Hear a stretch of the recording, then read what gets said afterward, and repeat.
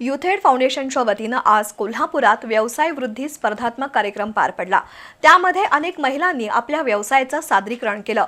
सध्याच्या स्पर्धेच्या जगात दर्जा, रास्त किंमत आणि योग्य मार्केटिंग महत्त्वाचं आहे। महिला उद्योजकांना भागीरथी महिला पतसंस्थेच्या माध्यमातून अर्थसहाय्य केलं जाईल अशी ग्वाही भागीरथी संस्थेच्या अध्यक्षा सौभाग्यवती अरुंधती महाडिक यांनी दिली। युथेड फाउंडेशनच्या वतीनं आज कोल्हापुरात यस समिट हा व्यवसाय वृद्धिपर कार्यक्रम आयोजित केला होता।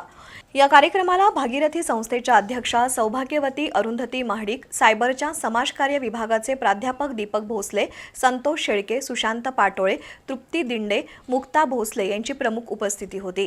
प्रारंभी ज्योत्स्ना बहिरट यांनी युथेड फाउंडेशनच्या उपक्रमांची माहिती दिली। या फाउंडेशनच्या वतीनं व्यवसाय वृद्धीसाठी विविध कार्यक्रम घेतले जात असल्याचं बहिरट यांनी सांगितलं। युथेड फाउंडेशनच्या वतीनं आजवर अनेकांना रोजगाराच्या संधी मिळाल्या आहेत। भागीरथी संस्थेनंही अनेक महिलांना रोजगाराभिमुख प्रशिक्षण देऊन स्वावलंबी बनवलं आहे, असं सौभाग्यवती अरुंधती महाडिक यांनी नमूद केलं। मेक इन इंडियाच्या माध्यमातून महिलांना व्यवसायात मोठी संधी मिळू शकते।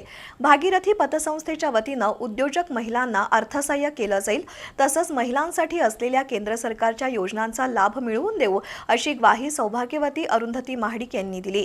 यावेळी मान्यवरांच्या हस्ते व्यवसाय प्रशिक्षण घेतलेल्या महिलांना प्रमाणपत्रांचं वितरण करण्यात आलं। त्यानंतर 18 ते 45 वयोगटातील महिला आणि पुरुष उद्योजकांसाठी व्यवसाय सादरीकरणाच्या स्पर्धा घेण्यात आल्या। त्यातील 5 विजेत्यांना हैदराबाद इथं होणाऱ्या राष्ट्रीय स्तरावरील व्यवसाय सादरीकरण स्पर्धेसाठी निवडण्यात आलं। या कार्यक्रमाला सतेश परांडेकर, प्रज्योत ढाले, भाग्यश्री वाघमारे, सचिन पाटील यांच्यासह उद्योजक उपस्थित होते।